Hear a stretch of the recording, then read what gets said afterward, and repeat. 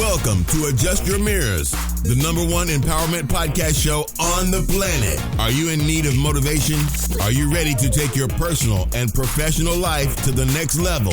Then you've come to the right place. Adjust Your Mirrors. This is the podcast that's devoted to helping you see more clearly by making small adjustments. And now, here's your host, Reginald C. Allen. Hey. Thank you for tuning in to another episode of Adjust Your Mirrors. Ow!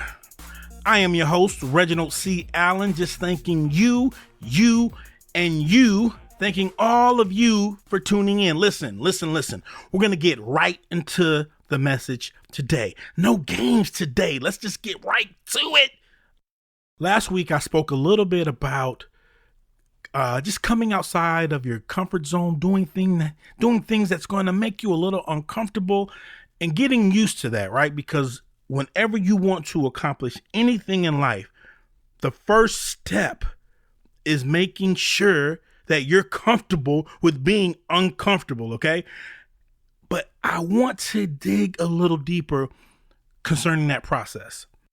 And I want to help you out today, okay? Because whenever you want to make an attempt to step outside of the comfort zone, this is what's going to happen, okay? Your mind will always, write this down, your mind is always going to try to sabotage your success all the time. Well, what do I mean by that? Listen, you want to go to, let's just say and I say this a lot about working jobs and stuff like that, because I know a lot of people who listen to me, they work jobs that they hate, okay? Or they want to try to accomplish something other than what they're doing right now. So whatever you're doing right now, and you've made up in your mind, you've started that process to say, I want to try to do something different. I'm tired of this. I've been here for a long time. I want to accomplish those personal goals that I have. And I know that me staying here is not going to get done. So what do? You tell yourself, I'm going to put myself in a position to get out of here. And immediately, once you make that decision, guess what's going to happen? Your mind is going to try to do everything to sabotage your success every time. I'm telling you, every single time, and what you need to understand, take a deep breath. Inhale and exhale, because here's the reality. That is just part of the process. Your mind's going to talk to you, but I want you to be encouraged, because I want you to understand that it's all part of the process. Many times we go through different situations, and as I stated before, we want to accomplish something new. We've made up in our mind that we're going to step outside of our comfort zone. And then when our mind starts talking to us, right, we start to feel isolated. We start to feel like, well, if I feel that way, if I feel like I can't accomplish that, then maybe I don't have what it takes. No, you can't listen to those negative thoughts, okay? They're going to come. So listen, your thoughts, and you know this already, okay? But I want you to understand that your thoughts are directly connected to your actions. And therefore, you have to make up in your mind that you're going to do whatever it takes to make sure you accomplish that. What you going to do? What you going to do? Are you going to listen to your thoughts? Are you going to continue to say, I can't do it? Are you going to allow your mind to sabotage your success before you even get started? Or are you going to start talking back and say, no, I'm not doing that? So listen, these are some of the things that your mind will tell you, okay? Your mind is going to automatically tell you that you need to be perfect. You've made up in your mind that you're going to step outside your comfort zone. You made up in your mind that thing that you've been dreaming about, you're going to step outside. You're going to go and take the first step to try to accomplish that. Your mind tells you, well, you can't do it because you're not perfect. You lack the resources. You're going to hear me say that all the time. Your mind's going to tell you, well, you've got such a baggage of imperfections. How can you accomplish that thing? People are going to talk about you. You're not perfect. And let me help you. Listen, any of us, including me, that think we're perfect, we're setting ourselves up for failure. You're not perfect. Okay. So don't even try to make yourself believe that you have to be perfect. You might say, well, man, I've got so many negative things that I've done in the past. So what? We all have. You're listening to a man who went to prison when he was 18, 19 years old. But that didn't stop me. Okay? You're listening to a man who had a divorce, who experienced a divorce. But that didn't stop me. Okay? What's your story? Whatever story you have, your imperfections don't have to be a reason for you not to accomplish those goals that you set out for yourself. You can still accomplish those goals. So you don't have to be perfect, okay? Get that out of here. You don't have to be perfect. Your mind is going to say you need to be perfect. And then once you get over that hurdle, you say, okay, well, you know what? I get it. I don't have to be perfect. But then your mind's going to say, well, you know what? Okay, you're not good enough. That self-doubt. Again, let me help you. We all experience that. We all do. Don't be fooled by these guys who get up and say, you know what? I'm the man, and I know I'm the man. I don't have any insecurities. I'm secure in myself.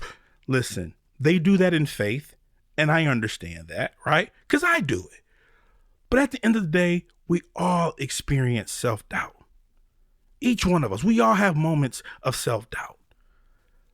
But if you want to accomplish your goals, you can't allow those self-doubts, you can't allow those insecurities to stop you from doing what you want to do.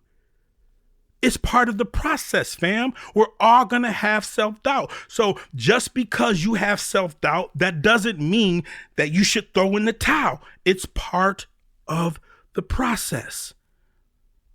I mean, are you getting what I'm trying to say to you, okay? Because we're all going to go through seasons where we're not really feeling confident about ourselves, and that's okay. There's a passage that says, greater is he that is in you, right? You have someone great living inside of you. Now, I don't know your religious beliefs, but I'm saying those are my beliefs.